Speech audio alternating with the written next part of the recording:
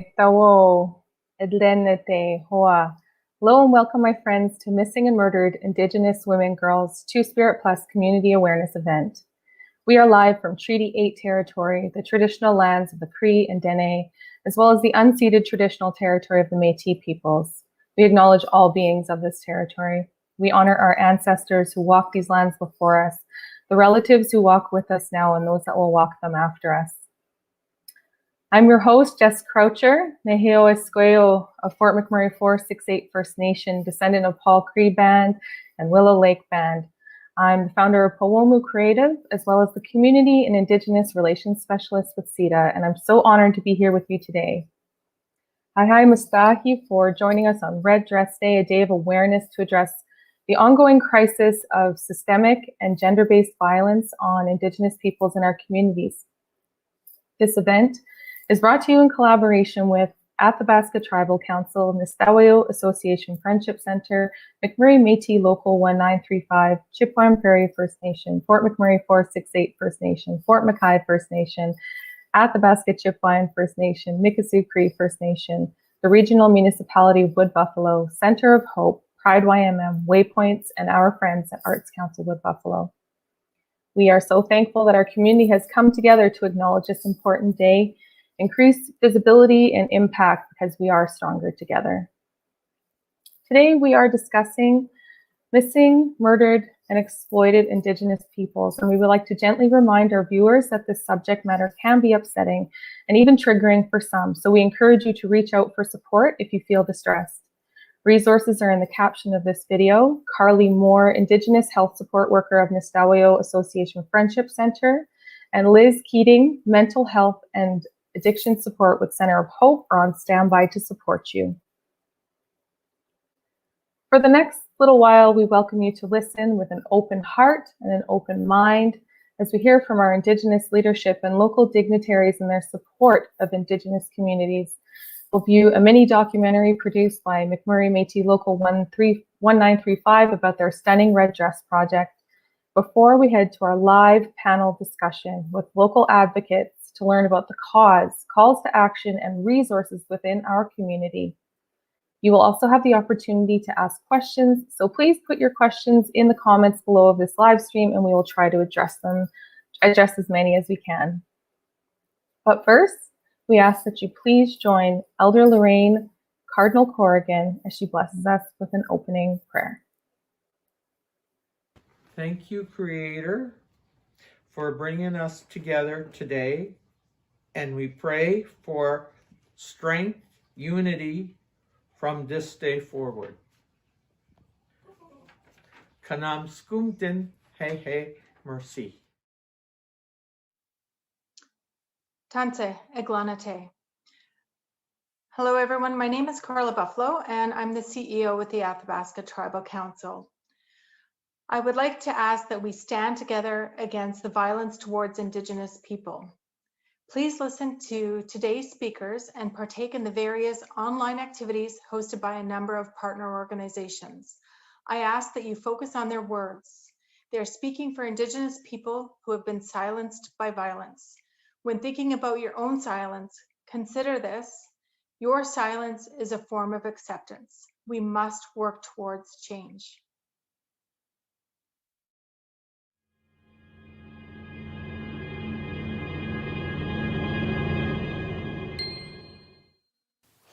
Tansy, hello. My name is Gail Gallup and I am the president of McMurray Métis Local 1935. Today we are proudly wearing red to help spread awareness for all of the missing and murdered Indigenous women, girls, and Two-Spirit people. Indigenous women are the matriarchs of our culture. They are our kukums, our grandmothers, our mothers, our aunties, our sisters, and our cousins, our nieces, our loved ones and friends. They deserve to be protected and respected, celebrated, and most importantly, feel safe wherever they may be. It was in 2015 when we first learned about the federal government national inquiry into missing and murdered Indigenous women. I am deeply saddened. 6 years later, we are still Haven't you created awareness about this national issue? I do applaud each and every one of today's panelists, community leaders and organizations for lending your voices to today's event, to speak out, and for all those attending with open ears and to learn more. My heart goes out to all the women, girls, and Two-Spirit people who have gone missing or who have been murdered, and to their families. McMurray Métis stands in solidarity with all our Indigenous sisters and their families. In commemoration, we have a red dress displayed in the front entrance of our lobby and wear our beaded red dress pins with pride. If you drive by the local at 441 Sakatoa Trail on the right-hand side of Highway 63 when you are headed south, you will notice that we have lit our teepees and office up with red lighting to shine a light on this important issue. We will continue to advocate for better safety and security for all Indigenous women, girls, and Two-Spirited people. Hello everyone, Mayor Don Scott here. I'd like to begin by recognizing that we are in Treaty 8 and unceded Métis territory, the traditional lands of the Cree, Dene, and Métis peoples. Thank you for the invitation to take part in this important event. It is sincerely appreciated. On the National Day of Awareness for Missing and Murdered Indigenous Women, girls, and Two-Spirit people, we recognize a tragedy that resonates deeply in our region and extends right across the country.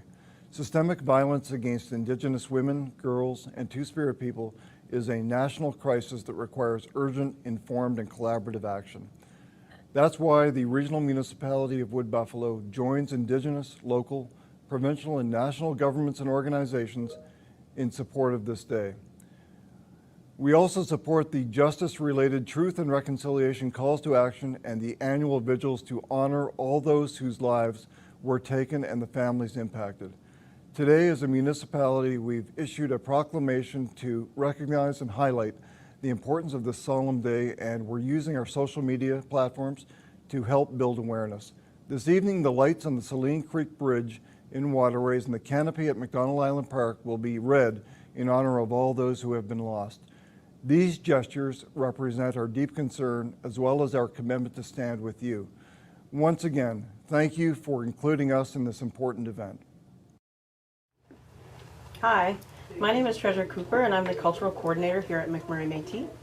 To commemorate the National Day of Action for Missing and Murdered Indigenous Women, I'm going to tell you a little bit about the Red Dress Project. The idea for the patchwork red dress was a joint brainstorm between Lorraine Corrigan and me. I then asked if there were any Métis members that would like to participate in the making of it.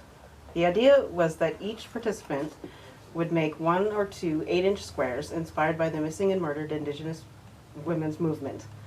The only rule was that all the things used to decorate the square would have to be red.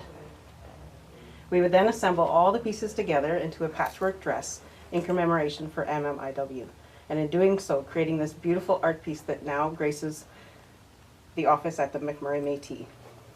I'd like to thank Lorraine Corrigan, Virginia Whitford, Elsie Cardinal, Stephanie Manili, Christine Alexander and her daughter Sadie, Melanie Dene and her daughter Shelley, Natasha Tatum, and Renee Lavalley.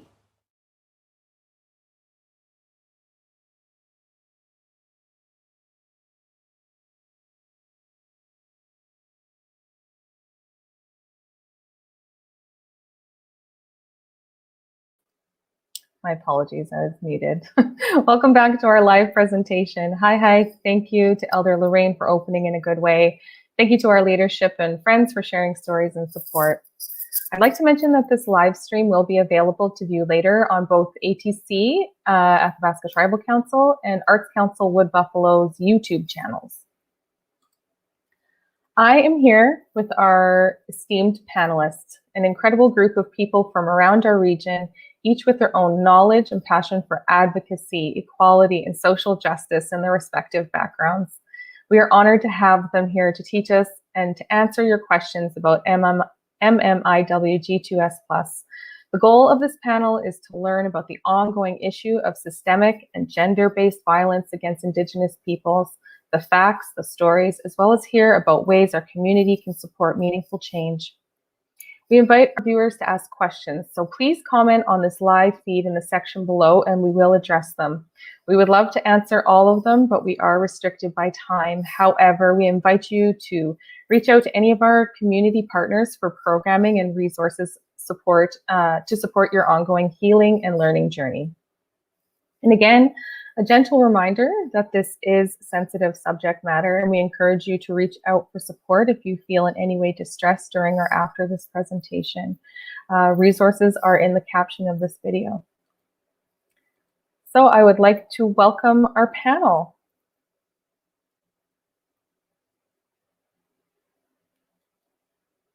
Hello, everyone. I would like us to go around the fire and introduce yourselves to our viewers. Can you please let them know who you are, where you're from, and why this day is important to you? I'll start with Rhonda. Yeah, my name is Rhonda Robinson. I use the pronouns she and her.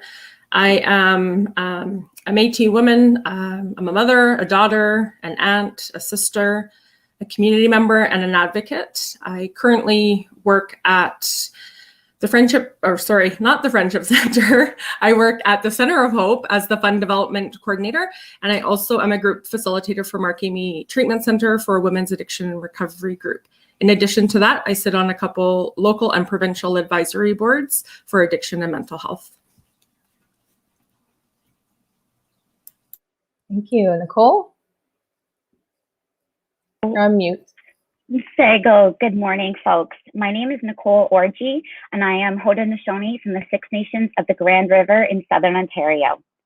I've been playing, praying, and working in Fort McMurray for the last 10 years, and I am currently the outreach manager at WAYPOINTS, which is a local social profit working to create communities, families, and homes free from violence. I am here today because I'm a survivor of generational indoctrination and assimilation. I'm here to honor our stolen sisters and ancestors' legacies. I'm here to safeguard the rights and well-being of our future generations. I am here because we have to uncover the truth before we get to reconciliation. And I am here because I don't want to be next. Yeah. Hi. Sarah, can you share, please? Tanse, Sarah Ludet, Nitsikason. Fort McMurray, Otinia. I'm from Fort McMurray. I'm Nehio Apatogusan Isquel, so I'm a Cree half-breed or Métis woman, and I'm here to join this conversation as somebody who knows that change can happen and will happen, especially when we all gather like this. So I'm happy to be here and looking forward to the conversation. Okay. Hi. Thank you, Sarah. Steph? Hello, everyone. My name is Stephanie Harp. I'm born and raised in Edmonton. My community is Mackay First Nation. I work for my community in some really great initiatives.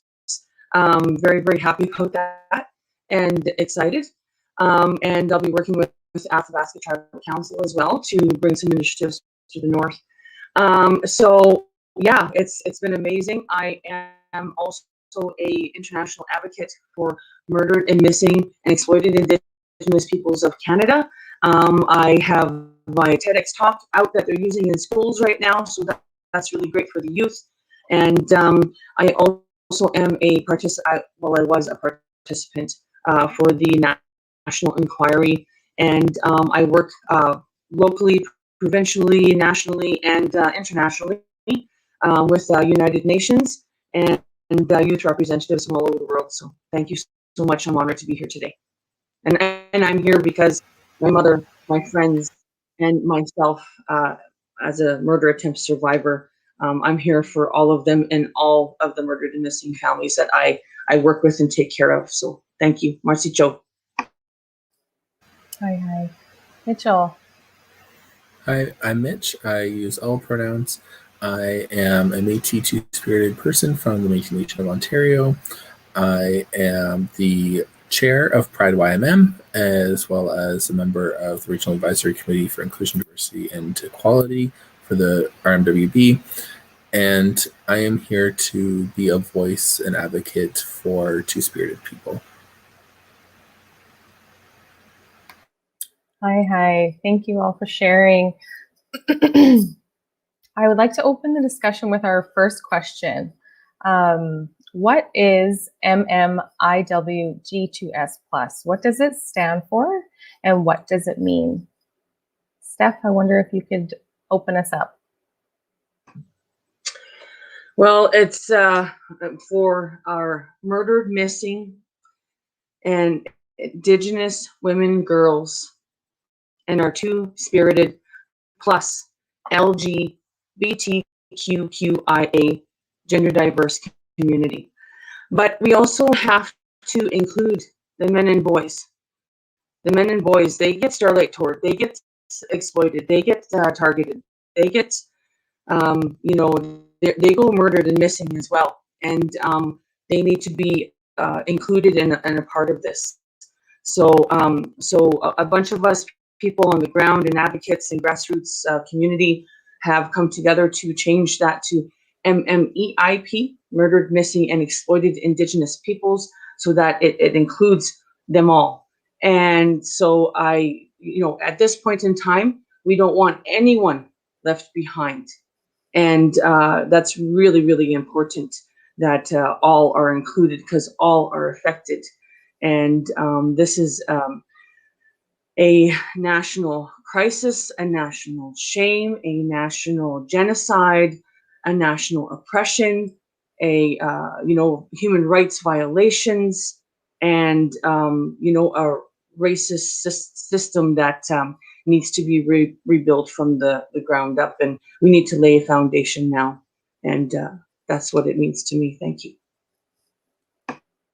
Thank you. Nicole, can you add to that?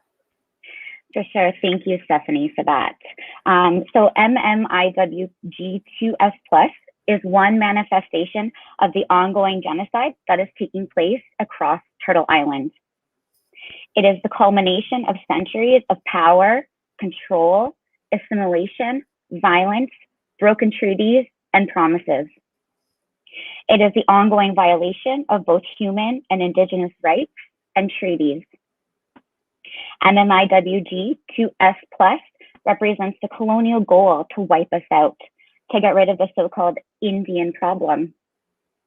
But we are still here. And when we speak, you hear the voices of our ancestors. It is the disproportionate rates of all forms of violence and abuse that Indigenous women, girls, and gender and sexual diverse peoples experience. It is the fact that Indigenous women and girls represent 24% of homicide victims, despite the fact that Indigenous peoples only account for less than 5% of the overall population.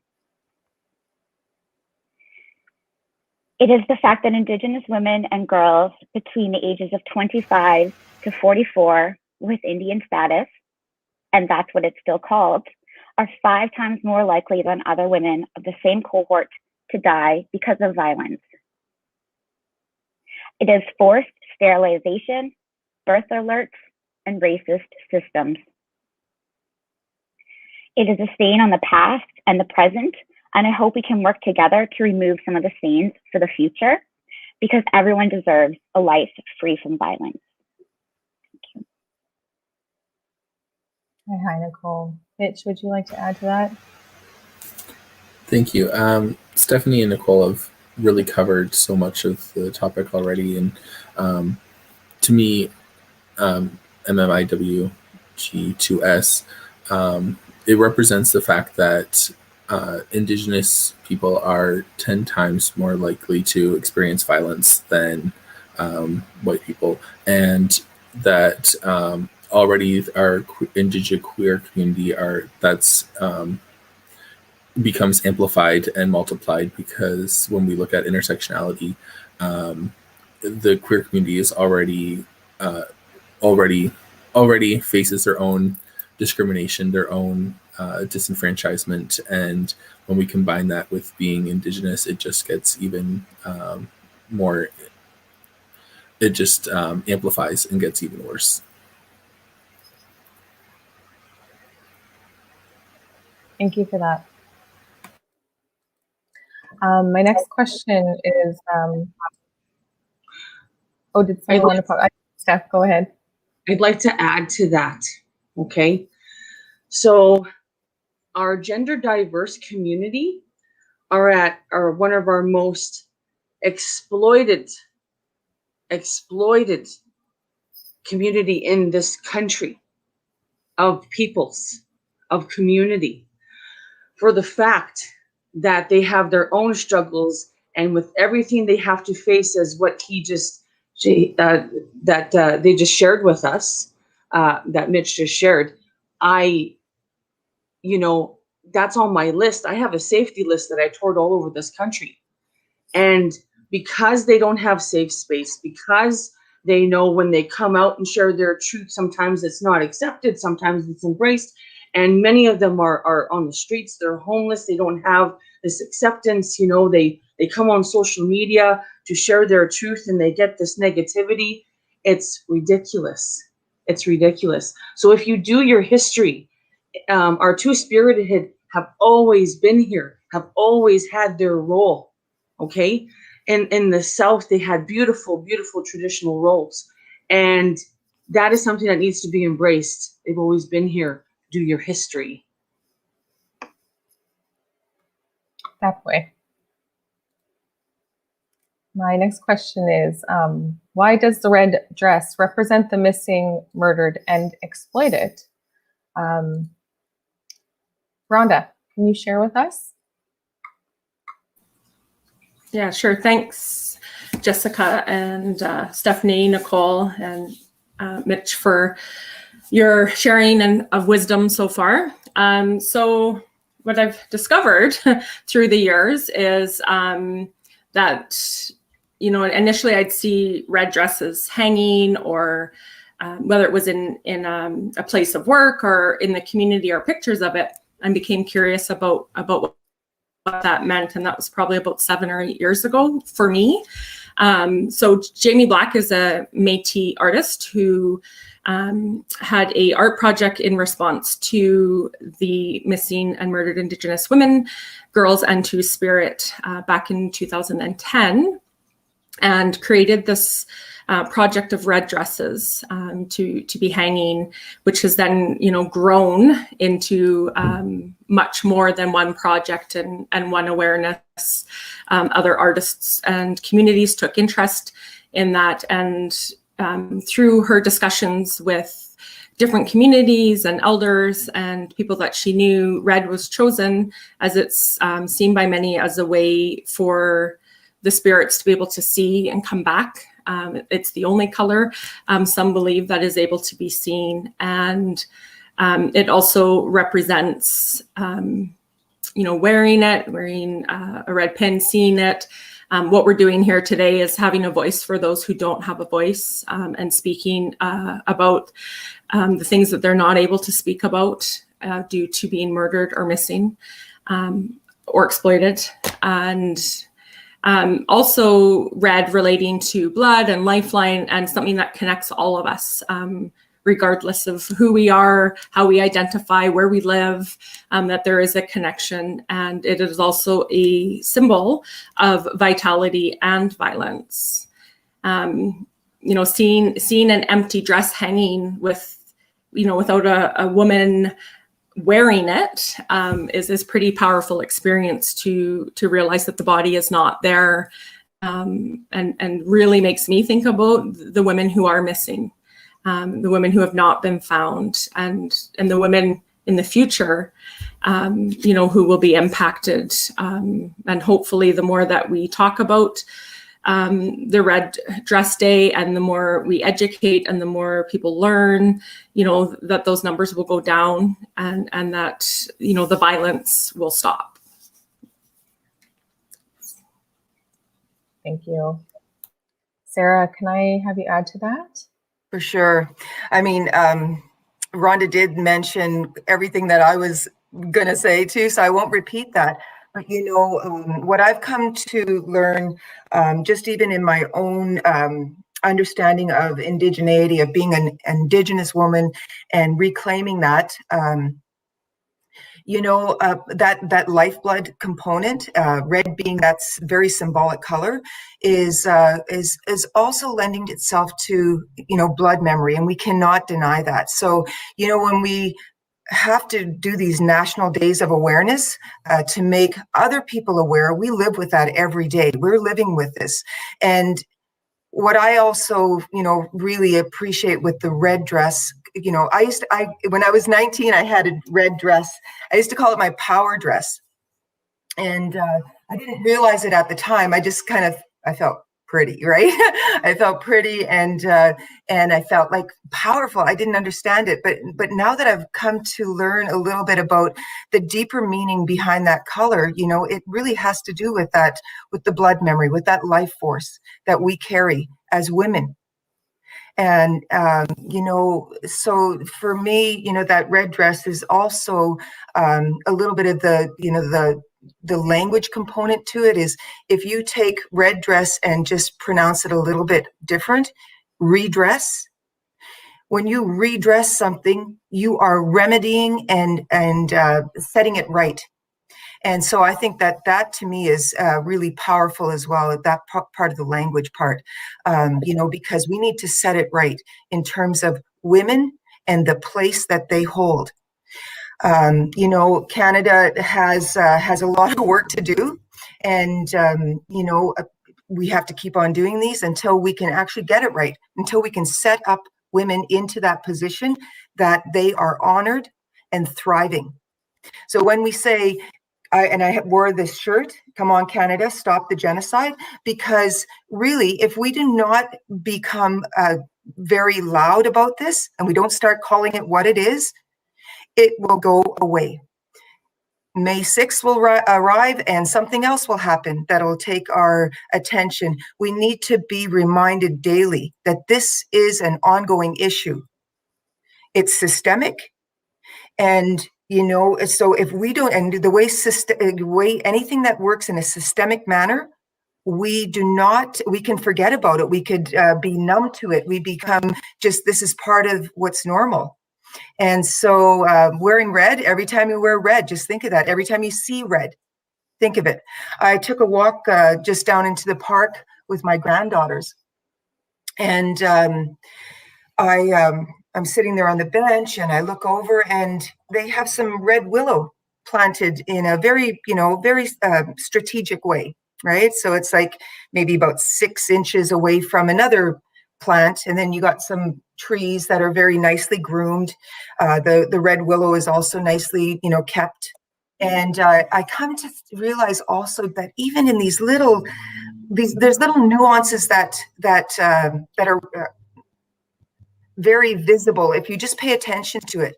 So what you would know about that red willow, it becomes an ornamental shrub. They call it a shrub.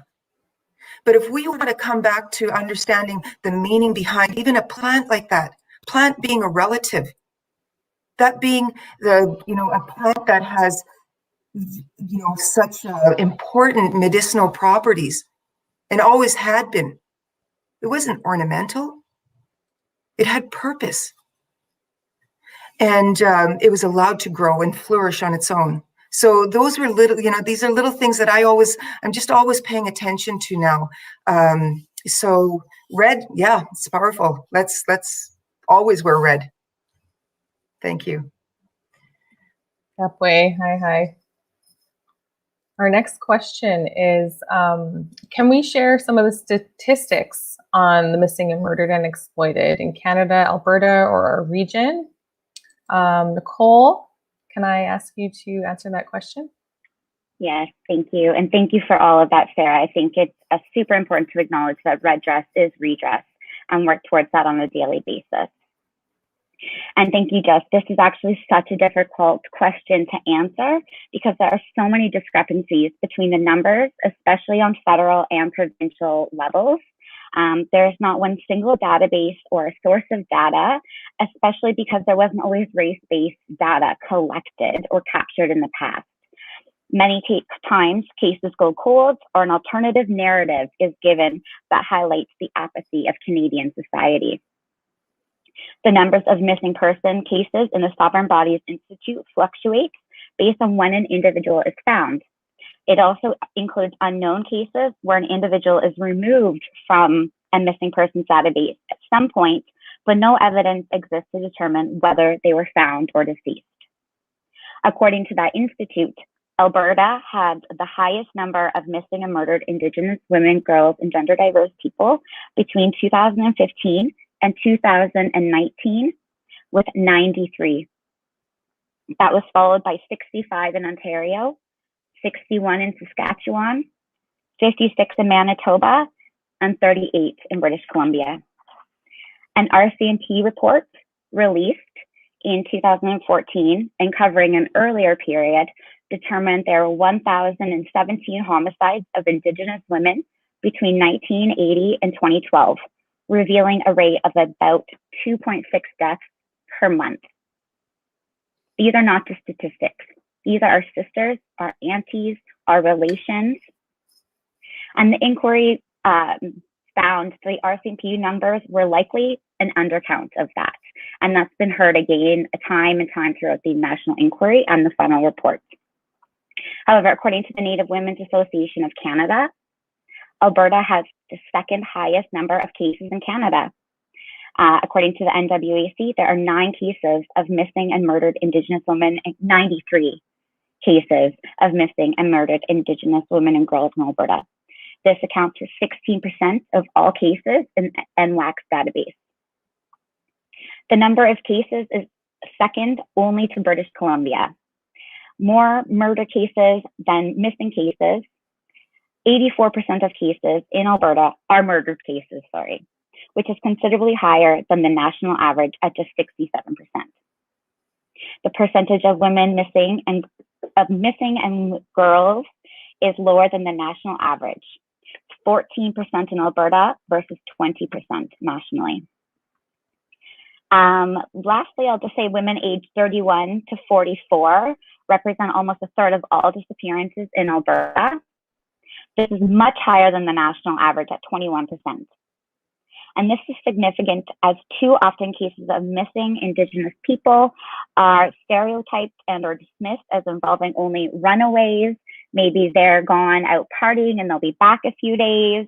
But not only is this untrue, it also implies that young girls that do run away are somehow undeserving of attention or protection. Almost half of murder cases occurred in rural or reserved communities in Alberta.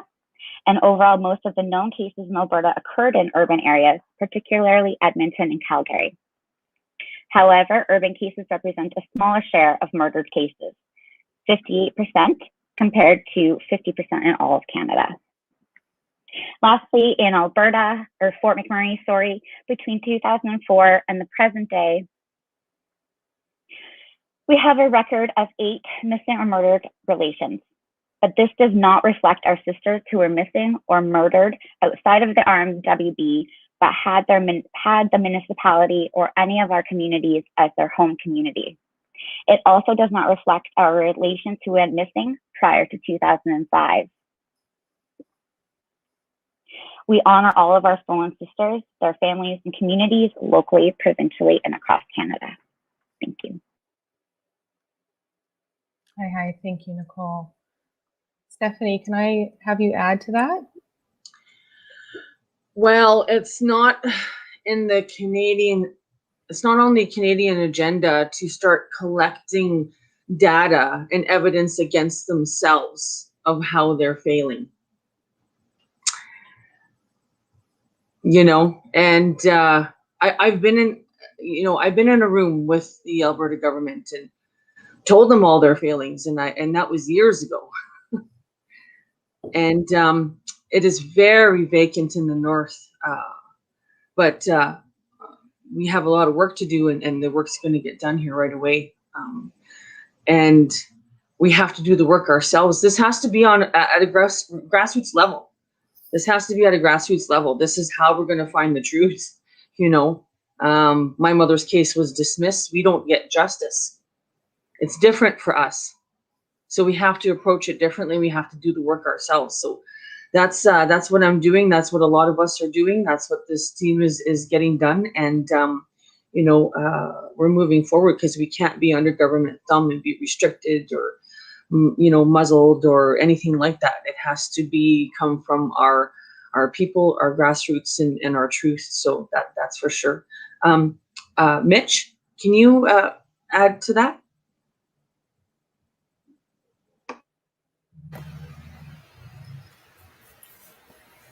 Sorry, can you ask again? Can you add like your what's going on with the stats for your gender diverse community representation for where you are, and anyone investing and caring about that, because they should. Can you add to that?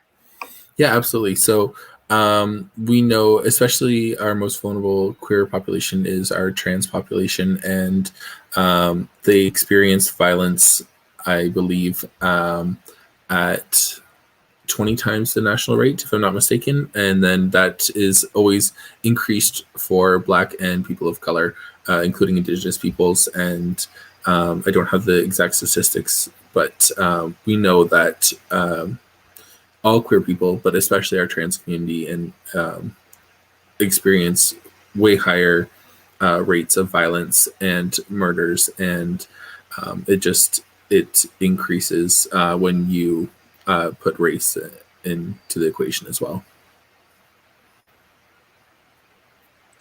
That's right. Thank you, Mitch. Thank you, Stephanie, Nicole. Why are Indigenous peoples affected more than non-Indigenous peoples? Nicole, can you please open up with that question? For sure. And I'm pretty sure Stephanie will talk about, the spectrum of all of our relations, but for this, I will talk to specifically women, girls, and two-spirit people on a historical context. So to begin to understand the severity of the tragedy facing Indigenous women and girls today, we must first understand the history. The issue of missing and murdered Indigenous women, girls, and gender diverse people in Canada is as old as the development of Canada itself, and must be understood within the historical context of settler colonialism that has led to the ongoing racialization and sexualization of Indigenous women and girls. Historically, Indigenous women were sexualized and held against dangerous cultural attitudes and stereotypes that permeate many facets of Canadian society today. Hundreds of years ago in North America, Indigenous women and men lived with the radical belief that all people were created equal. All roles within the community were important, and everybody had a place. Colonists from Europe first arrived in North America over 500 years ago. The Europeans came from a culture where men had all the power, and we know this type of culture is called a patriarchy. When Europeans first encountered Indigenous peoples, the colonists were surprised at the expanse of roles and responsibilities carried out by Indigenous women, especially compared to the limited roles allowed for European women. European men did not receive or respect that Indigenous women could be capable leaders, which also often led to our exclusion in decision-making. The patriarchal views held by the colonists soon began to influence Indigenous communities. Europeans regarded Indigenous peoples as inferior, and strategies were put into place to assimilate the Indigenous population into the mainstream patriarchal culture. As the colonists established their own communities and asserted control over the land, they enacted various harmful policies designed to control and assimilate Indigenous people. The systemic assimilation policy is known as colonization. The effects of colonization have deeply harmed Indigenous peoples, eroding our languages, traditions, and cultures. Consequently, the respect of Indigenous women, girls, and gender diverse people was degraded. And those colonists imposed strict rules that defined what women were allowed to do, seeking to eliminate the roles where women had power or influence. And traditionally, Indigenous women and girls and gender diverse people, as was mentioned earlier, had more respect and freedoms. But sadly, today we can see that the colonists succeeded at limiting and degrading the rules for Indigenous women, girls, and gender diverse people. Thank you. Thank you, Nicole. Mitch, can you add to that? Absolutely. So specifically when we look at Two-Spirit people, we had generations of queer Indigenous elders killed at residential schools. We know the impact that residential schools had on our Indigenous communities as a whole, but those effects were compounding for our Two-Spirited community. It's important to remember that these schools and colonization in general stripped away the importance of Two-Spirit people. Where we previously held positions of honor and importance, they stripped away our place in society and labeled us as British. Residential schools separated people by gender. So indigqueer people were beaten into strict gender roles or they were killed. Then the survivors were taught that Two-Spirit people were wrong and that we were sinners in the Christian faith that they forced upon us. They disenfranchised us from our communities and our family, and this disenfranchisement left us vulnerable to so many things. And they created a society where Two-Spirit people do not feel accepted by their families and communities, and it's been a long journey of reestablishing ourselves as we traditionally were. They left us vulnerable to homelessness, addiction, violence, and more. And something Nicole touched on was the sexualization of Indigenous women, and our trans community faces that same sexualization. And so, as I said before, when you combine being Indigenous and being trans or Two-Spirited, that sexualization and fetishization leads to more exploitation, and people think of our community and think that we can be owned, used, and exploited, and that our lives have less value. And all of that compounding makes us so vulnerable. Thank you, Mitch. Steph, would you like to share some input? Yeah, I just want to thank Mitch for being here. It's really, really important that that this voice is here, and I want to thank him. I just want to thank the community and Mitch, what you do. It's important that you're here. Thank you. So, you know, Colton Boushie, Tina Fontaine, you know, all of that is sending a message to Canada. Stephanie English, you know, all these cases that were absolutely failed, that were just a horrific execution of whatever justice is, because there is no justice for us still. We don't use justice system, we use legal system, because it's a word we don't know. We've never really experienced that. What is that? You know, when it comes to the Indigenous community, to the gender diverse community, to people of color, it's different. And when you share a story like Stephanie, you know, English's daughter, Joey English, I work with the family and just know what that mother has gone through. But when Stephanie English was chopped up into pieces and put in garbage bags and thrown into the garbage, and the guy got about 18 months, it's just ridiculous. So that sends out a message. So the justice system, Canada, the agenda was sent out a message. The justice system sends out a message. The media, who should be definitely accountable in all of this, sends out a message to unwell Canadians. And when the overpopulated world, mental health is an issue. So you send a message out to unwell Canadians that want to hurt others, that want to kill others, that you can chop us up, throw us in garbage bags, and only do so much time. Oh, you know, so that's a major, major problem. And, you know, shame on everyone involved in that. Thank you. Hi, Steph. Sarah, would you like to add to that? I guess the only thing I can really add is, you know, for locally here in Fort McMurray and in our area, this area from a historical, you know, context, you think about the exploitation of resources.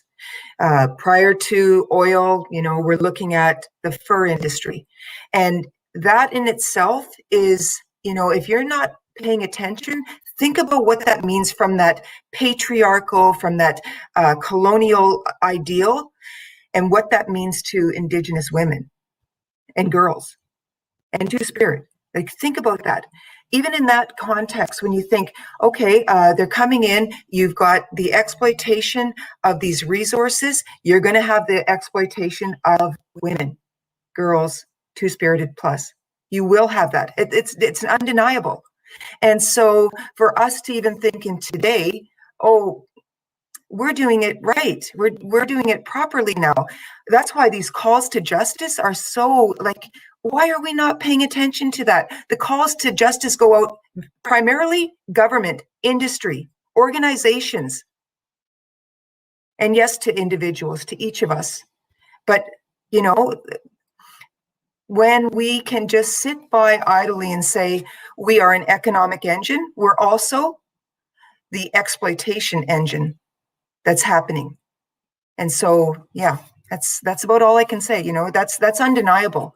There's enough research done, and maybe it's not done by you know, by organizations like the police or by our justice, what we call the justice system, just them system.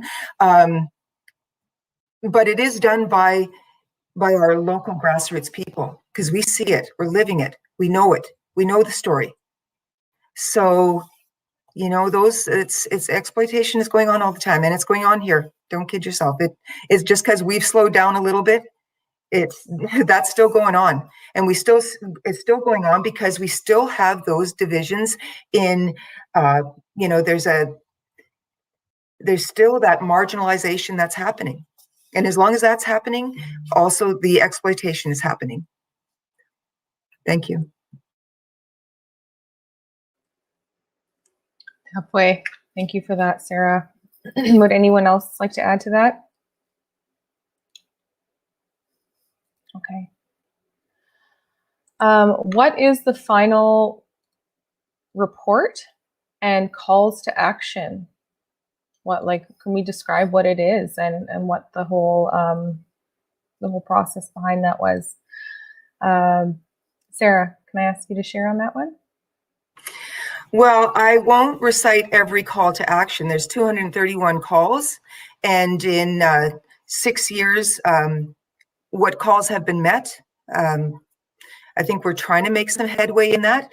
But for me, you know, I'll just take one of the calls goes out specifically to educators, and because I am a teacher and I might not be in a classroom per se anymore, but you know, for me, it's something that I speak to those upcoming teachers, is that you have to address this in your classes.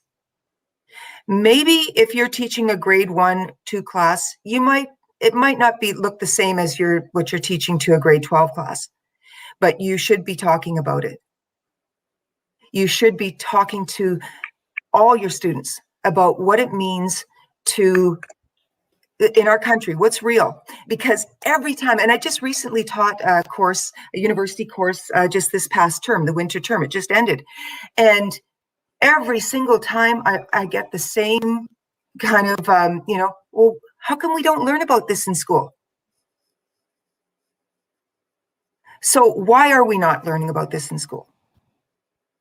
So as a call to action, and I'm just going to speak specifically to all those teachers out there, please think about it. If you are unsure, talk to people, come talk to me.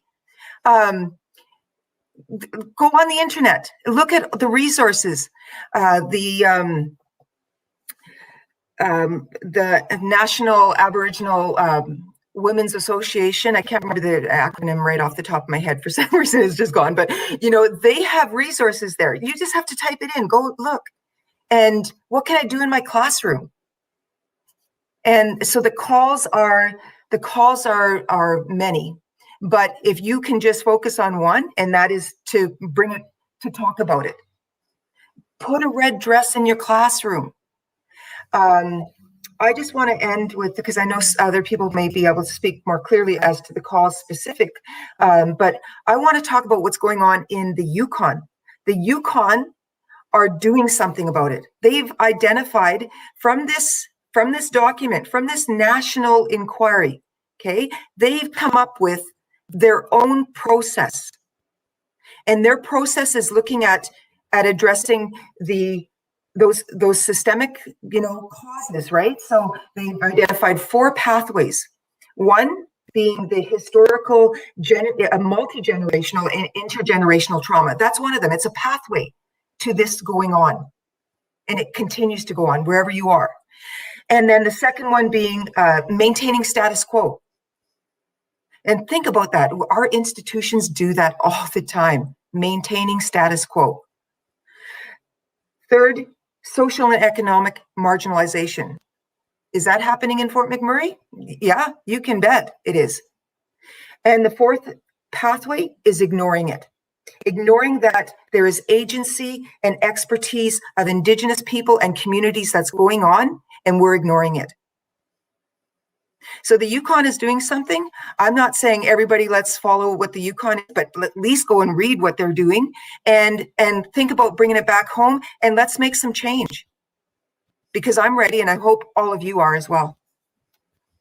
Okay. That way. Hi, Sarah. Rhonda, can I have you add to that final report and calls to action? Yeah, thanks. I got goosebumps listening for the last little bit here. I think what I'd like to specifically speak to is in and around, and it's been mentioned a little bit here, but the mental health and addiction side of things, and the exploitation, and just really, I've had to really reflect over the years and look at my language and the way I choose to talk about, anything to do with exploitation, missing and murdered Indigenous women, girls, and Two-Spirit. And last week,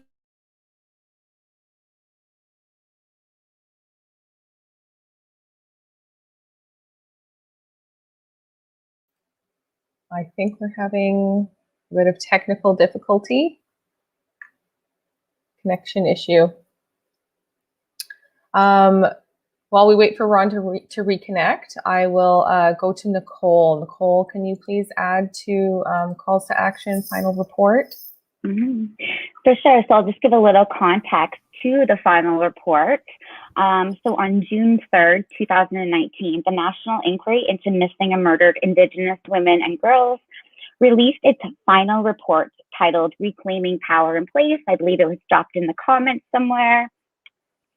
And this report is the result of more than 2 years of testimony from Indigenous knowledge keepers, experts, and survivors and family members of missing and murdered Indigenous relations.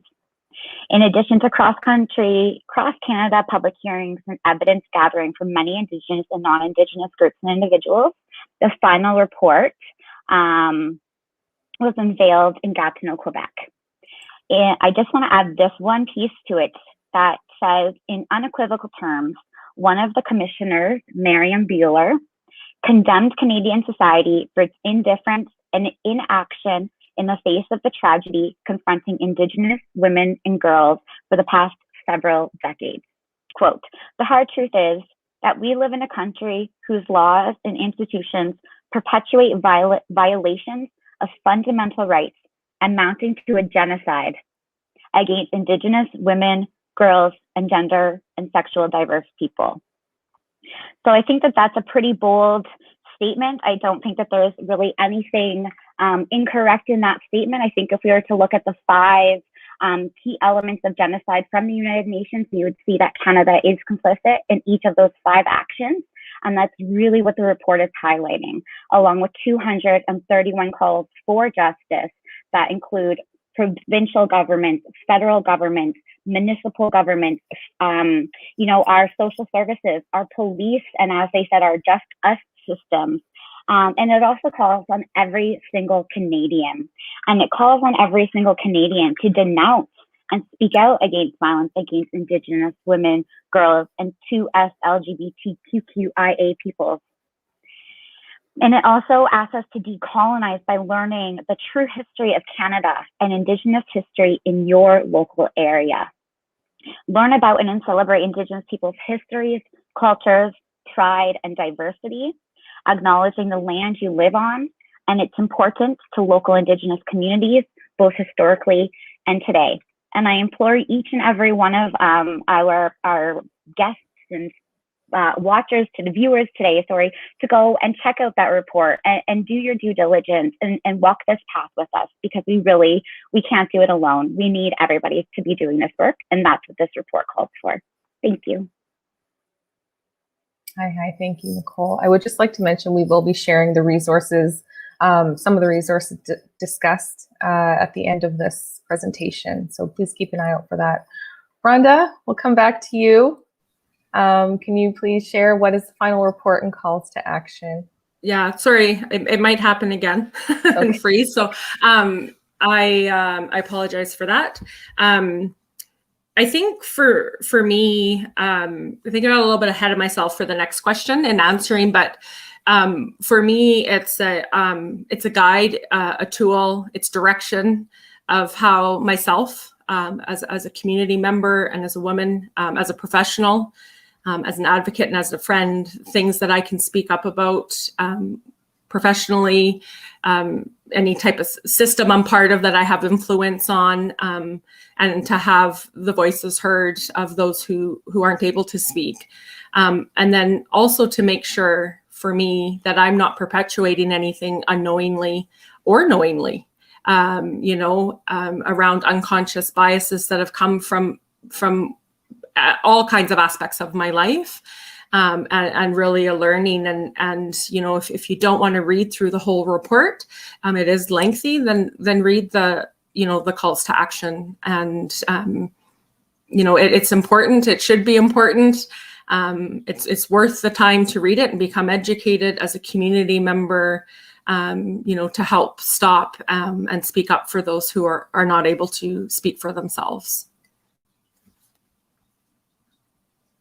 Hi. Sarah, would you like to add? Yeah, and I guess I would just like people to be aware that locally, the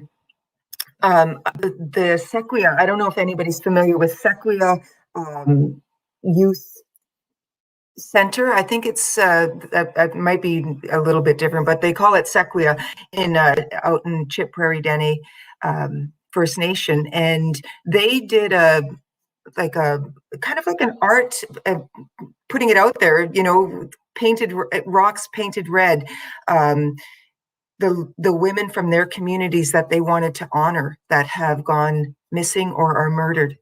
And so, one of the things that I just wanted to share with people is when they said, the community of the Sequoia, and Sequoia means young people in Dene. Sequoia stands with the families in our community of Jambe, the regional municipality of Wood Buffalo, and anywhere that has been affected by a loved one who has gone missing, murdered, and or a survivor. And they say, you are not alone. Their lives mattered. You are loved and will forever be remembered. Like, how powerful is that? And all children should be able to say that at every level, any level. And so I just wanted to kind of do a little shout out to them, because coming back to what can we do locally? Think of that highway that runs through our community of Fort McMurray, Sagatuau. That in itself is a place of memorial. I'm hoping next year we get to do a little bit more, and we do more every year. So once again, Thank you, Sarah. Would anyone else like to add to that? Okay, so our final question before we move into our viewer questions is, how can we apply the calls to action locally? What can our viewers do to address this ongoing crisis? And I'm going to ask all of you to share, if that's okay.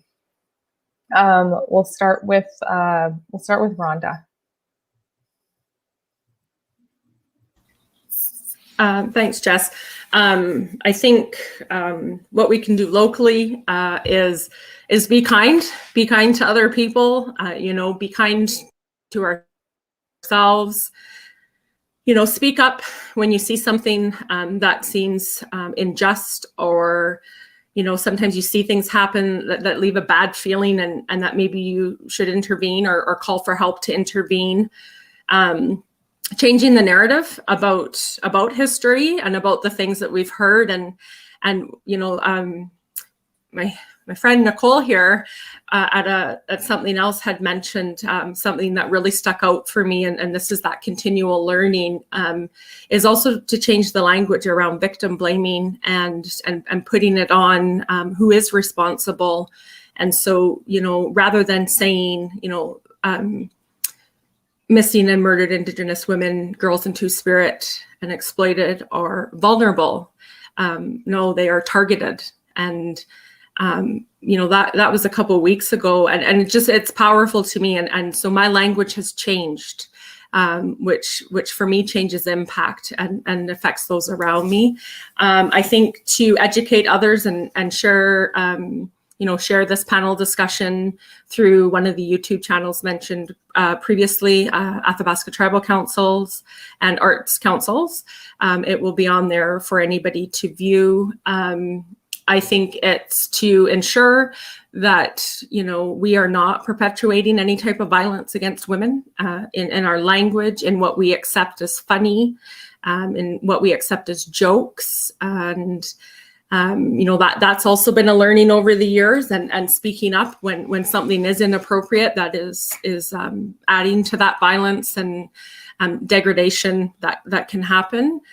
And I'm just looking at my list here. And I guess if you see something that leaves an unsettling feeling in interaction between two individuals, or is to stop and seek help, because maybe the people involved are not able to seek help on their own. They don't have the tools to do that, whether it be a phone or there's some form of control, or something like that happening. And I think that being here today and listening, and like Sarah said, for teachers to hang that dress in their classroom to teach students and young people about this, and so that narrative gets bigger and it continues on, and like she said, in upcoming years, that this is bigger and louder for those that can't speak. And I know our hope is that this discussion continues throughout the year, not waiting for next year to continue this this discussion. So thank you, Jessica, for asking me. Hi, Rhonda. Stephanie, what can we do on the ground? Well, it's all about action, right? That's what it's all about, is strong allyship and, being a voice for the voiceless, and love and action, right? Like, that's what's get rid of all this hate and all this racism. And we got to show them that they can't separate us. There's a lot of fear mongering, a lot of separation, a lot of strategic stuff going on here to keep the agenda rolling and the cogs rolling and the money rolling, right? So we just have to remember that, through right now in this year, it's a lot of profit from suffering. My God. And people think that's in different countries. No, that's here in Canada too. That's here in good old Canada too. So you need to make action. And that's enough talking about this. Okay, we need to move forward now, and we need strong allyship with the gender diverse community. We need strong allyship with the press people of color, and it's important that all of us that have our human rights violated, that we demand better, that we voice that we kick down doors. We can't be nice about, oh, could you? No, it's not like that anymore. No, we have to move forward. We have to shake it up. We got to make noise, and we need non-Indigenous people to be properly educated so that upon their own moral compass, they become part of the solution or part of the problem. Now you're part of the solution, write letters. Now you're part of the solution, create a self-coalition of change and invite people who don't look like you. Go to the RCMP, go to the police and say, what are you doing for people who don't, I need all you non-Indigenous people to go to them and say, what are you doing for people who don't look like me? That's what we need you to do. Okay, this is a genocide. When National Inquiry came out and all of us genocide, there was no march, there was no uproar, there was nothing. There was nothing. It was ridiculous. And they played with the word and they ignored it. And they're doing, like, it's 2 years, June's right around the corner here. And what are we doing? Like, this is action here. This is action here because a lot of these initiatives are very vacant in the north. But don't worry, me, Carrie Thompson, ATC, and Fort McKay, and all these, like, we're coming. It's just, I can't believe that we need more training for advocates on the ground. We need to make sure in every Indigenous community that we do all these things, and it's coming. Carrie Thomason is someone that I partnered up with. Carrie Thomason is amazing. She is highly skilled. She has all these really great investigations of all the legalities that we need to know when it comes to being properly served and protected. Okay, so it's coming. It's just action, and you need to show them that it's got to be done. Halfway. Thank you, staff. Mitch, can I have you say? Yeah, so going through the calls to action, there are quite a few that are specifically in regards to this Two-Spirit community. And so some of those that I think that we need to really do in our community is to research the pre-colonial knowledge and teachings about the place, roles, and responsibility of Two-Spirit people within our community to support belonging, safety, and well-being, and to re-educate the communities who deny their important history and contemporary place and ceremony, and reinstate Two-Spirit people in our decision-making process, in our ceremonies, and making sure that we are included in part of the conversation. Creating mentoring opportunities for Two-Spirit youth and elders, create support networking, create connection. If other people are looking in the community, they can fund programs that assist LGBTQ2S people. We need to provide queer sexual health education to youth. We need to remove the gender binary from our support systems and from so much of our language, and make sure that supports are not gendered, and that people who are gender diverse and two-spirited have access to shelters, addiction treatment, and that all those spaces that provide support are also safe spaces, and that people really need to educate themselves on the unique experiences of queer and two-spirited people, and making sure that they are creating a place and an atmosphere that is inclusive and supportive. And especially as well in our healthcare system, we need to improve access to healthcare and supports, especially for our trans and gender diverse community. And the last one I really want to highlight was the ensuring the safety of two-spirit people in the sex industry and destigmatizing sex work, and making sure that two-spirit queer people all have access to equitable support.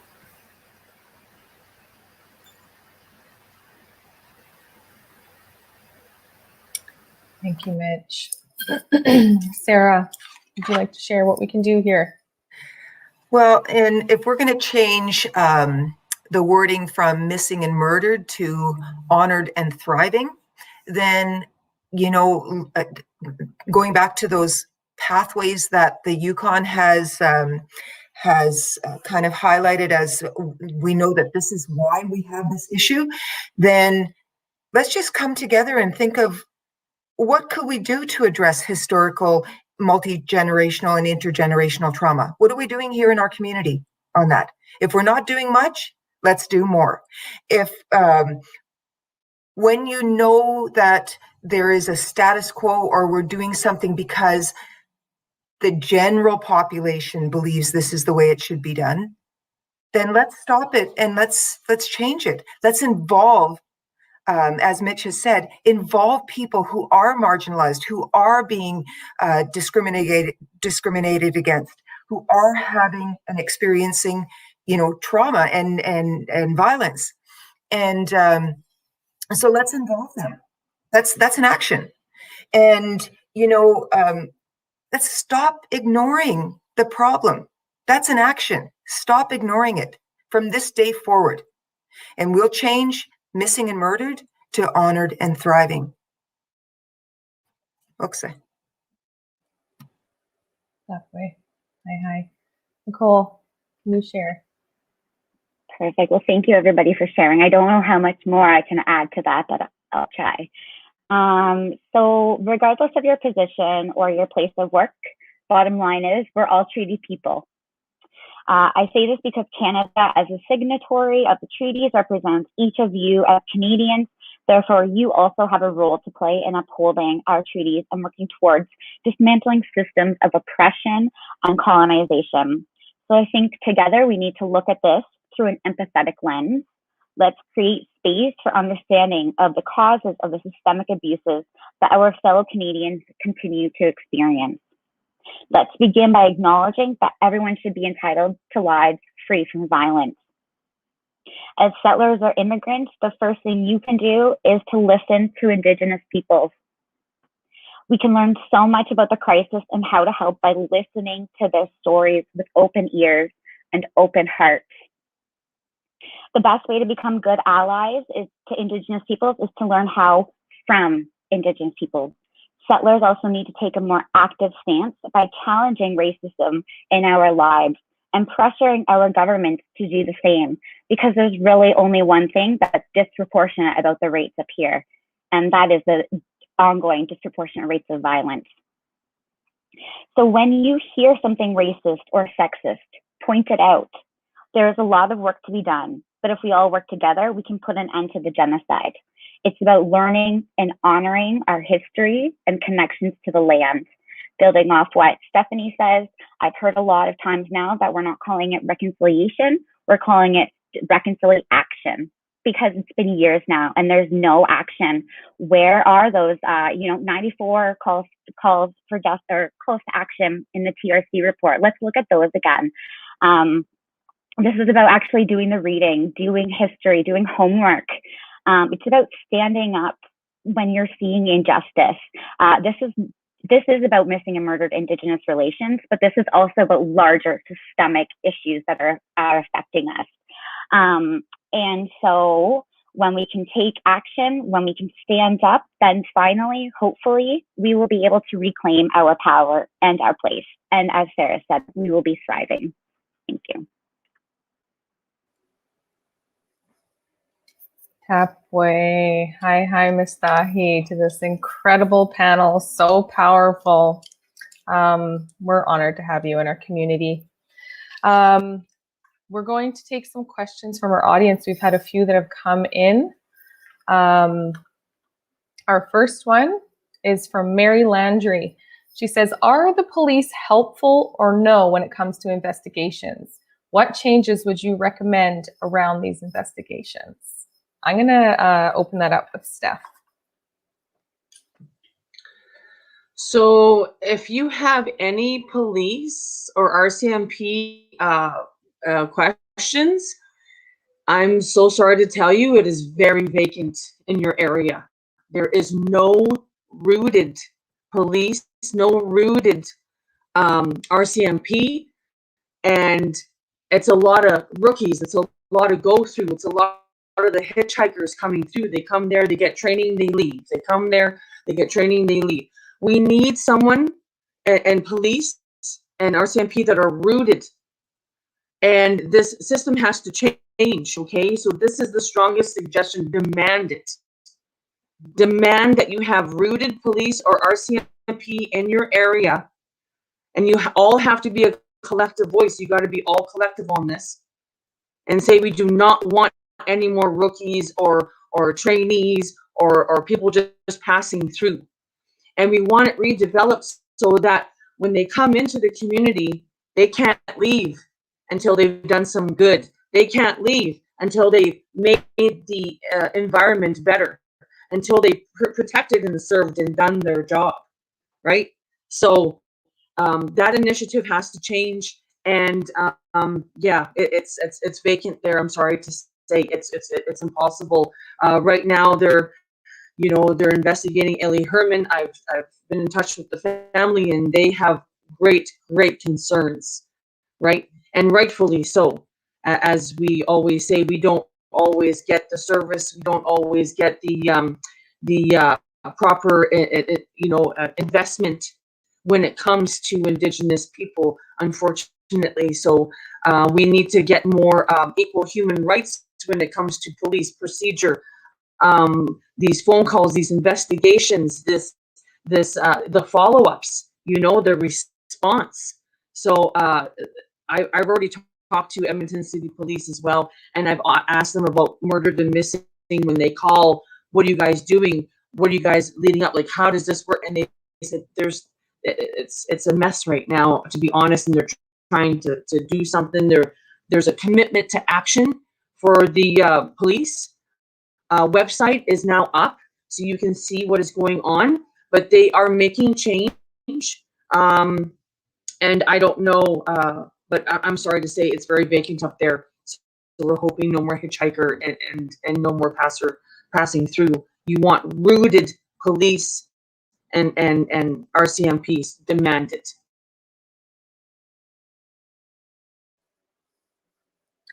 Hi, thank you, Steph. Would anyone like to add to that? Nicole? I'll add a little bit. Thank you for the question, Mary. And I think, again, we kind of need to go a little bit and look at the context of this historical relation with RCMP and our communities, because in the past, they used to be the Indian agents. They used to be the ones, giving us passes so we could legally leave the reserve.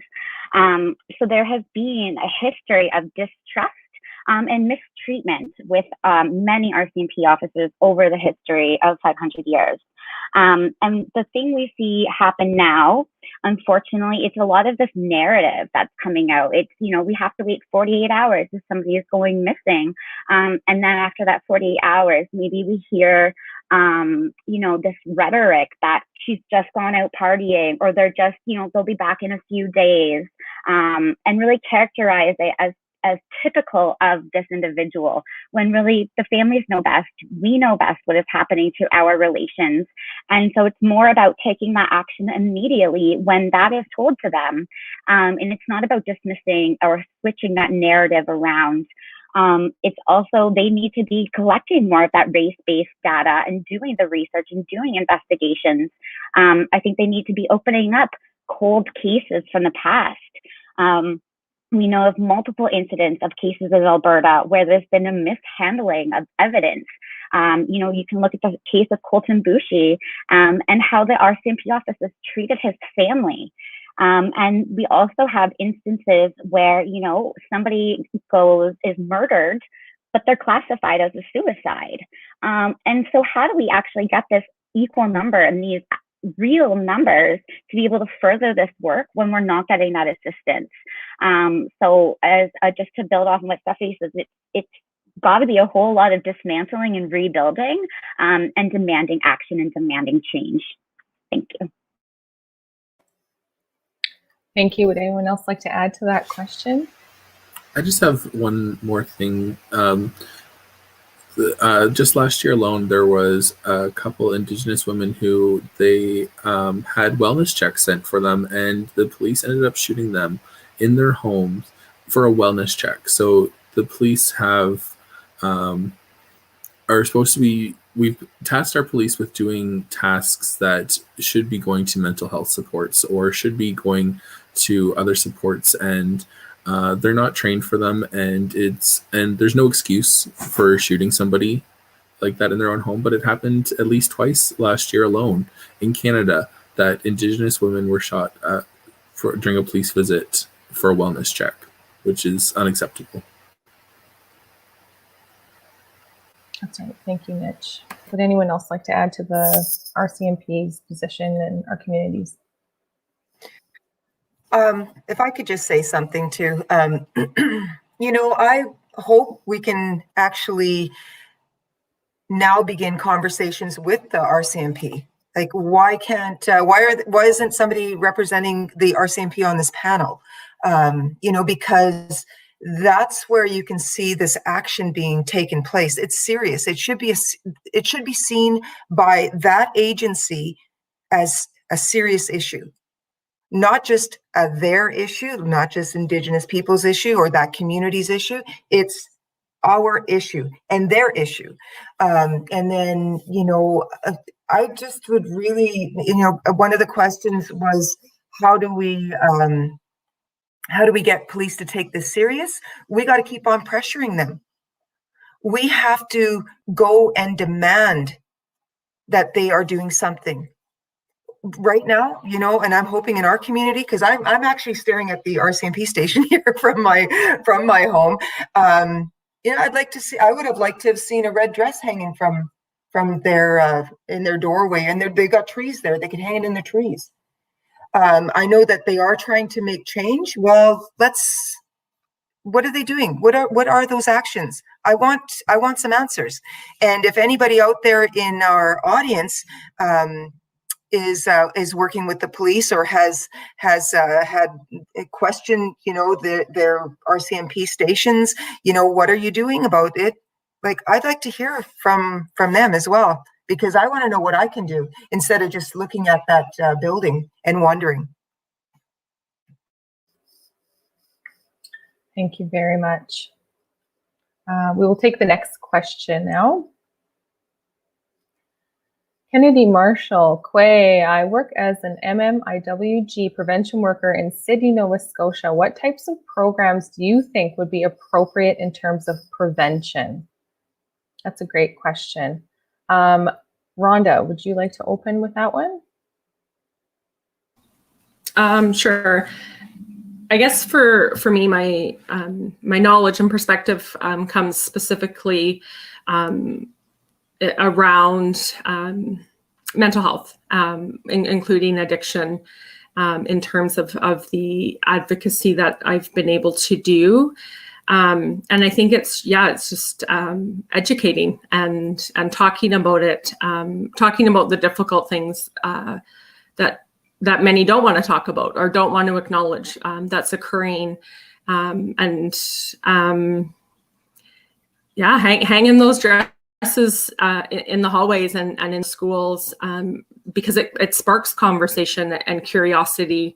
And I'm sure there's maybe there's not many resources, but I'm sure there's many resources that could be created around,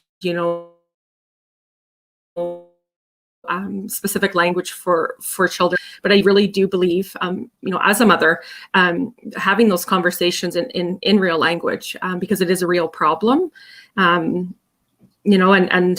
making sure to somehow get rid of the stigma of asking for help, and being able to reach out for help. I got to speak to a group of local grade 9 students, and one of the things I said to them was, don't keep any secrets, right? And so talking to kids about that as well, and then looking at the things they're seeing and encountering at home, the way they feel, and it's just really enhancing that it's okay. It's okay to be okay. And I guess programs around teaching, advising, and around language and racism, and those kind of things. So, I couldn't talk enough to youth about mental health and addiction, and that's just one little piece of what's happening here today in the lives of those who are missing and murdered. And it's not a piece for every one of them, but it is a piece of the bigger picture that's already been discussed here today. And so, that's what I can give, I guess, suggestions in terms of that small piece of the puzzle, for youth and children to learn how they can play a part, and also how to access help for themselves. That's great. Thank you. Mitch, would you like to add to that? Sure, I can add a little. I think the biggest things is education and mentorship and providing direct supports, making sure that we approach everything from an intersectional and equitable lens, and making sure that that the people who are affected are included in the conversation. And so if we look around the table and if the people we're trying to help aren't in the conversation, then we have the wrong group of people together. And so any kind of support that is developed needs to be developed with the communities that they're meant to support. Absolutely. Thank you. Would anyone else like to add to that one? Yep.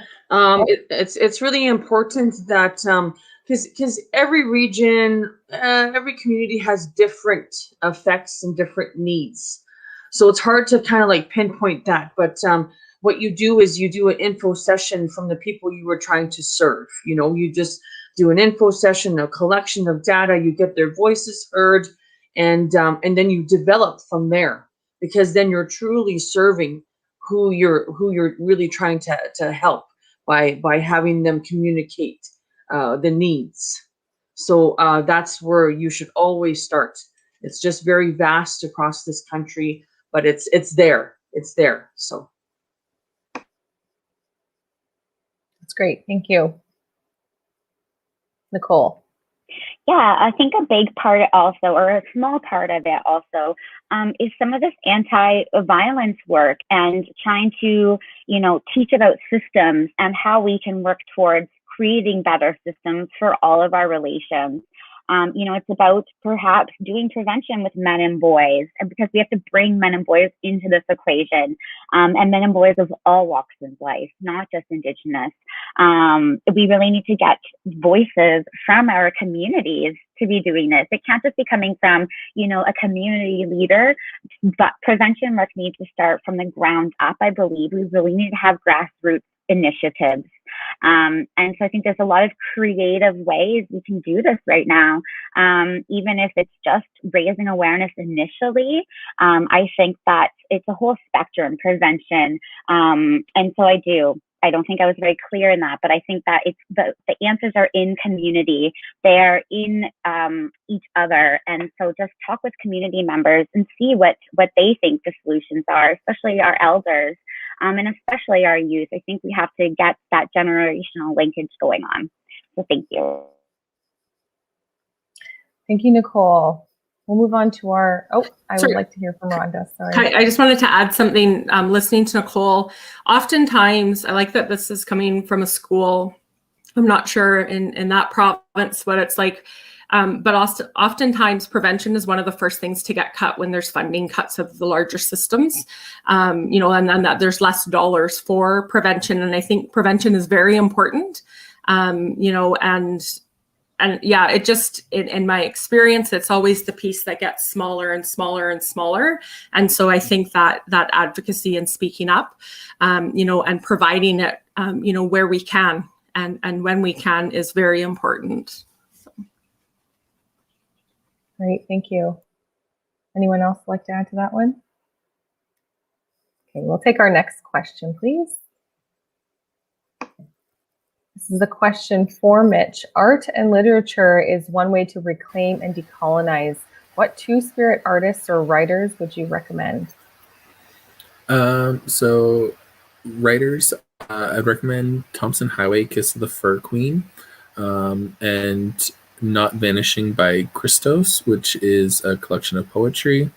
As far as artists, I kind of only know them by their Instagram handles, but there's one I follow, Sweetgrass and Sage, and Moon Girl 666, who have do beadwork and then as epoxy resin jewelry as well. And then as far as two-spirit performers, definitely recommend Jennifer DeFuck out of Halifax, Ella Lamoureux from Kelowna, Isis Rain is originally from Fort McMurray as well.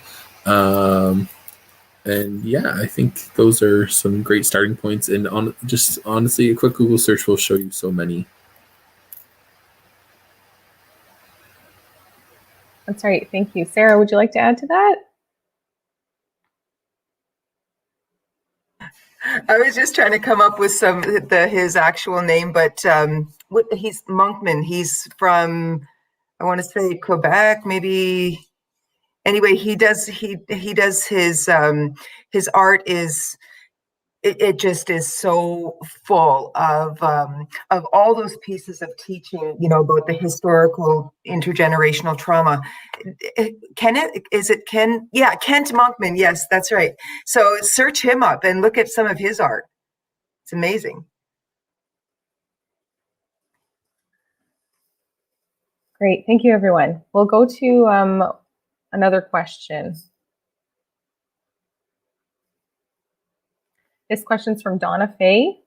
How can we as Indigenous people make our relations with the RCMP and City Police understand how important it is to help protect our women and take our complaints seriously when they are reported, especially when our people go missing? Who would like to open with that one? Steph?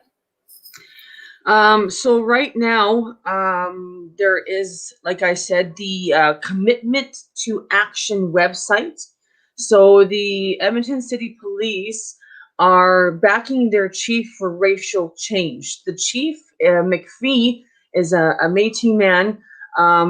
Carrie Thomason and I have been in a room with them and have voiced for the families and have voiced for the Indigenous people what they're doing wrong and how they're failing, and they collected all of that data, and we suggested other organizations that they should be meeting with, so they've done all the meetings, and so the website is the Commitment to Action for the Edmonton City Police, and also a lot of these findings they are going to be sharing with the RCMP.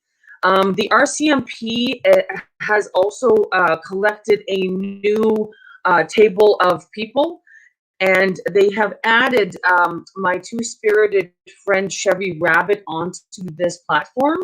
So that says a lot. This is something that's never happened before.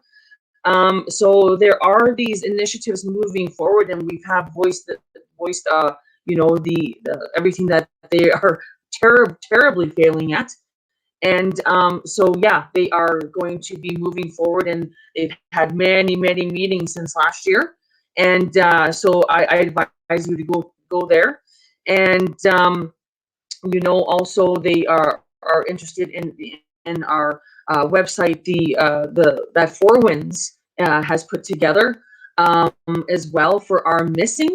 So the police and RCMP have been are starting to reach out. So it's called aboriginalalert.ca, is a national website for our Indigenous missing people. You put up your profile, and it's sought across the country, and anyone in the country can print out the poster profile of your missing loved one. So you can do poster event runs and things like that. So yeah, so please go there and go to the Commitment for Action website and get educated on what the moves that they are making right now. Thank you.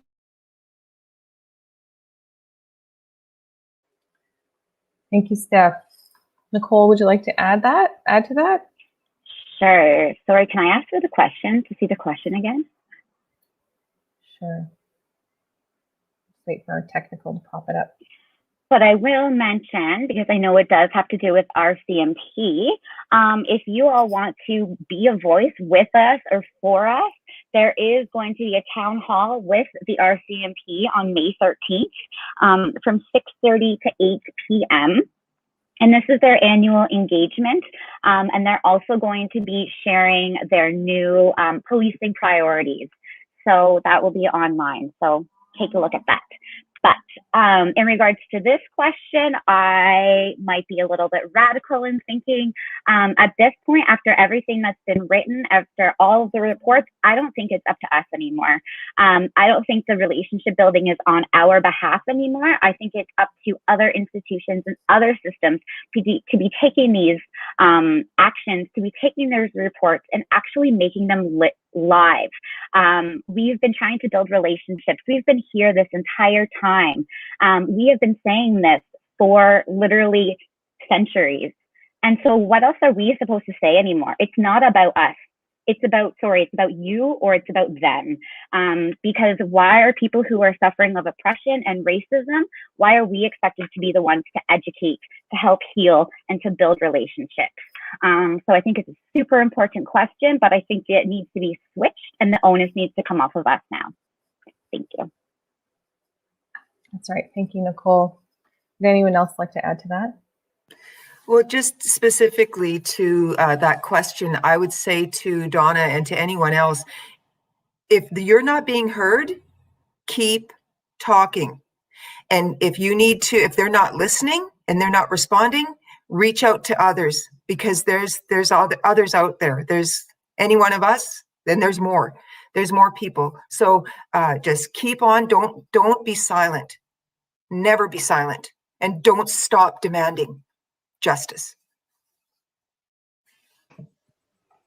And I also understand too that, you know, from the history of how they were developed, right? In the history of Indian affairs and the history, as long as you please know your history of it, okay? Then you can decide upon this foundation that needs to crumble. This foundation, there's so many foundations that systems are built upon, they need to crumble all the way down so that the people in community are and the people that they're supposed to be serving are involved in the rebuild. Okay, there is a reason for distrust. This is this has been a whole strategic thing that Canadians have done to Indigenous people. This is all premeditated. This was all planned. Okay, so you have to understand that. First, we have every right to feel the way we feel, but you need to know the why of why we are failed, right? And then upon that, can you move forward? Because now you clearly see the truth. Then change can be made, right? But we are highly guarded. And I see what the police and RCMP are trying to do, yet guarded, right? And we have to, Indigenous people have always had to be guarded and protect ourselves, right? So we still have to move forward in that way. But it's all about what I want to see is action. They are doing this collection. They know what the problems are, right? So it's just, you know, it balls in their court now, man. It's their chess move.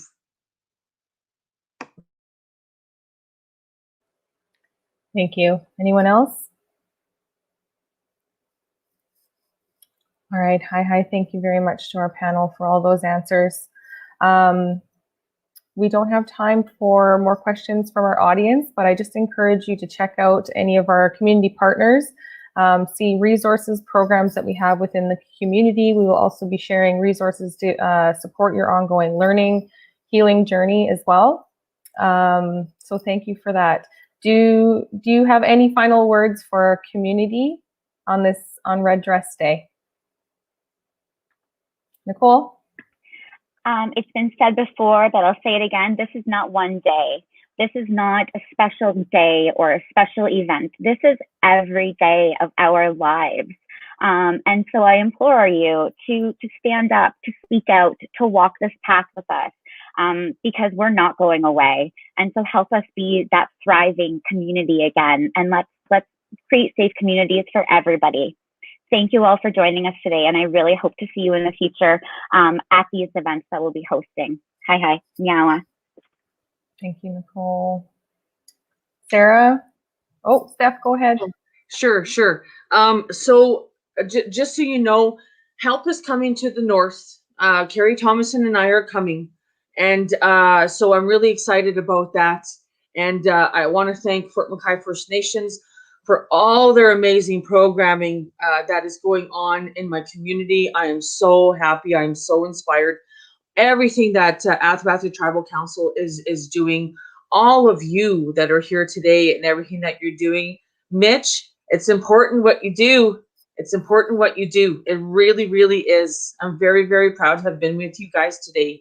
But we need to really go into some vacancies that we need to pick up is the men and boys, okay? They need to be included. That's why I started the Indigenous Men and Boys Support Group of Edmonton on Facebook. So please go there. There's great resources. It's great resources. And we are two-spirited and LGBTQIA friendly. If you don't like it, stuff it. Okay. And so we also are, trying to pick up the slack when it comes to how industry is affecting our people in this province and how industry is affecting on different levels and how they're contributing to this problem, especially when Enbridge workers have just been charged with human trafficking. Okay, so that's a major thing that we need to pick up on as well. And our youth, our future. So my TEDx talk has been used in social studies and classes. So I'm really happy about that because you need to know the history, and they weren't teaching us the proper history, and they still ain't. The curriculum now for Alberta is a big worry. So please do right by our kids. Please do right by our kids. Be careful what you're teaching our kids. So we need to fight for that. And what's going on in our province, we need to fight. We need to not fight between each other. No hate, no separation. It's high school. It's childish. It's ridiculous. With a fight needs to be saved for where we are failed. Save the fight for that. Please be sensible. We see what's going on in the world, and we need each other more than ever. And remember, we all have a raging fire within us. Just share your warmth and watch everything beautiful in the world thrive. Marcy Cho. Halfway. Thank you. Would anyone else like final words before we close out the panel discussion? Maybe I'll just give a little shout out to all those people and agencies within our community, Nistawoyou Friendship Center, the Wood Buffalo Wellness. You guys are doing amazing work out there. ATC, thank you so much. And even those smaller little places that might get forgotten, Fort Chip, all the power over there to you. And same with Chip Prairie Dene. Just beautiful work. I just can't say enough of how proud I am and happy that we are doing something and you're all doing something, taking action. So thank you. Kananasko, Kanawa. And also we can't forget who we're really here for. And that's for all are murdered, all are missing, all are exploited, all of them that are gone, that are not here with us. That we love you, we honor you. We're doing everything that we can. I know that our ancestors and our spirit and our as a Métis person, as a First Nations person, all this power, all this survival, all this it's not only our identity is not all of this loss. Our identity does not always have to remain in the dark. We are coming to the light, and all of this spirit is light. All of this love is light. All of this action should be moving so fast that you can only see light. Okay? So let's not forget that we honor and that we love and that we move forward for those that are not here with us. Thank you. Hi. And Mitchell? I just want to say that action starts with the individual, and I encourage everyone who's watching to start doing their own research and not putting always a burden on Indigenous people to have to advocate for themselves. We're all here to share and learn, and we're happy to do so, but that puts a huge burden on us and can be extremely emotional, and it's a lot of emotional labor. So I encourage people to start by educating themselves. There are so many resources out there. And then when you come with the basics, then come speak to the Indigenous people in your life and ask them to teach you further. We're happy to share. We're happy to progress. And decolonization, it's an ongoing process that all of us have to take part in. And without active participation for everybody, we won't get anywhere. Thank you, Mitch. Rhonda? Yeah, I was just going to say just a couple, I guess, key points is, to be an ally and have allyship, you don't have to understand and know all of it. It's that beginning and joining. And it's okay not to understand and stand beside someone and just listen or just be there. That can be very powerful. And then the learning comes. That's what I've experienced. And then, the other piece is, as a local advocate and on some advisory is there needs to be everybody at the table. And if there isn't everybody at the table, you need to speak up and say, where are they? Why are they not here? You know, and that's happened in a couple contexts for me in the last year, and people weren't aware they needed to be there. And that's concerning. That's concerning to me. So I think it's, yeah, just looking at that advocacy and allyship, and there's parts of it we'll never understand ourselves, or understand different parts, you know, more. And it doesn't have to, you don't have to understand all of it to help and to be an ally and speak up. So. That's right. Tapway. Hi. Thank you to everyone who submitted questions and for listening in. A big thank you to our esteemed panel for sharing knowledge, passion. You are so powerful. We're so grateful to have you exacting change within our communities. So, kinanas komiten. I would now like to welcome Lynn Chartrand of ATC to join us to share with some upcoming events happening within our community. Lynn.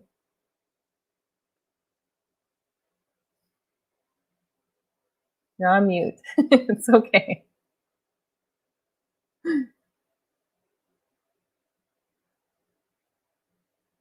We'll give Lynn a couple seconds. My apology. Thank you, Tansei.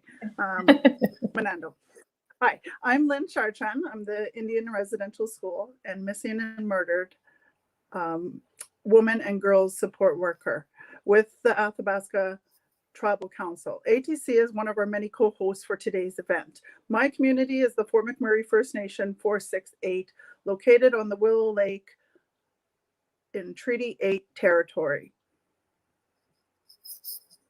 Great, thank you. So can you please let us know some of the awareness that are going to be happening today and ongoing? Absolutely. Happy to share some of the events that will be happening in the Wood Buffalo that are creating further awareness. The following businesses and public infrastructures will be lit up in red. Center Fire Place, Shell Place, Saline Creek Pedestrian Bridge and Waterways, Fort McMurray 468 First Nation, North Star Ford Lincoln, Syncrude Tower, Fort McMurray International Airport Control Tower, Anzac Mall, or to name a few of them. Further to, there is red dress displays in individual yards or organizations throughout our areas. Keano College has a red dress display in their park area. In Thickwood at the Rotary Club gazebo, red dresses are being displayed there also. McMurray Métis has their teepee lit up in red to shine a light on this national issue and to honor all the victims, survivors, and their families. On the regional municipality of Wood Buffalo Facebook pages, there is a social media frame that you could take and put on your Facebook and change it. It's super awesome. In Fort McMurray's today's newspaper, there is also a cutout in the centerfold for you to cut out and put in your window or on the door to bring awareness for MMIWG. This was delivered on April 29th in many homes in our region. Some of the upcoming workshops would be ATC is having a red dress pin for the First Nation members of ATC and off-reserve members living in Fort McMurray at the end of May. Please watch for our post on ATC's webpage. Internet Safety for Youth, hosted in partnership with the Nistawoyou, Association Friendship Center and the Girls Inc. So they're doing internet safety for youth. Also, they have the Friendship Center will also have their Red Dress Bannock Eclair workshop with Ginger Arger. Also look on the social media for virtual events taking place today, as there's many. Thank you. Thank you, Lynn. I'm wondering if you can share any resources to provide ongoing support for healing and learning journeys. Absolutely. We also want to encourage our community to continue the education on the subject of MMIWG2 Spirited Plus. So we recommend checking out the following resources. The National Inquiry into Missing and Murdered Indigenous Women and Girls. They provided an executive summary titled Reclaiming Power and Place for the Public, and it can be found, and I believe it's in the chat, the link that was posted, and then it'll also be posted after this. There is also the Native Women's Association of Canada. They provided a fact sheet on missing and murdered Indigenous women and girls, and that could be also found, which there is a link on the chat also.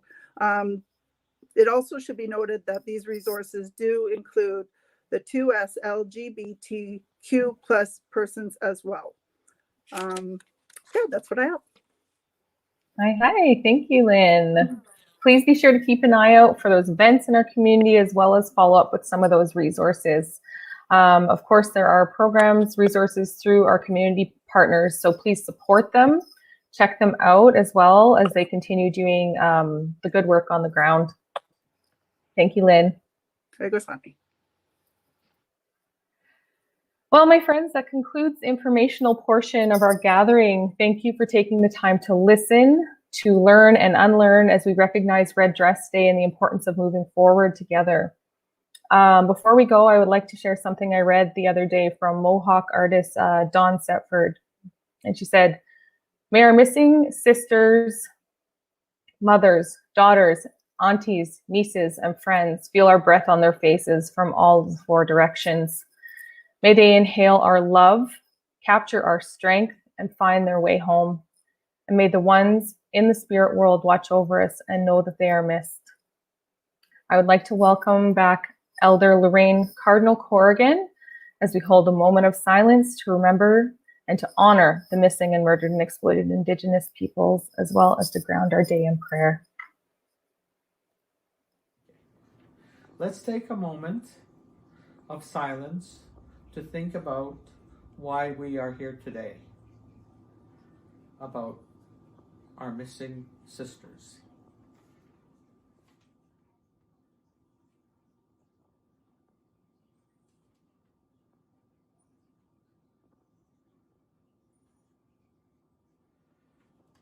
Creator, we are all coming together today and asking you to bless all the people that are participating in this gathering. And pray that we come together as one and heal each other. We are saying a special prayer for the missing and murdered Indigenous women who never made it home. And we are asking to bless all Indigenous women. We need to show strength, love, kindness to one another. We have to stay strong for our missing, murdered Indigenous women and teach and protect our young generation to strive and let them walk hand in hand together. May the deepest wounds of humanity against women be healed. Stay safe. Kananam skuntin, hey hey, mercy.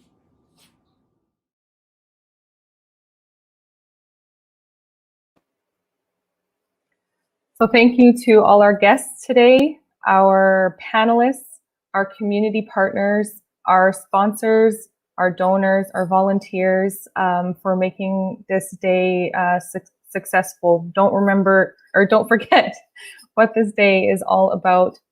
Please continue the conversation after May 5th. Take care and be safe, everyone. Ekuse.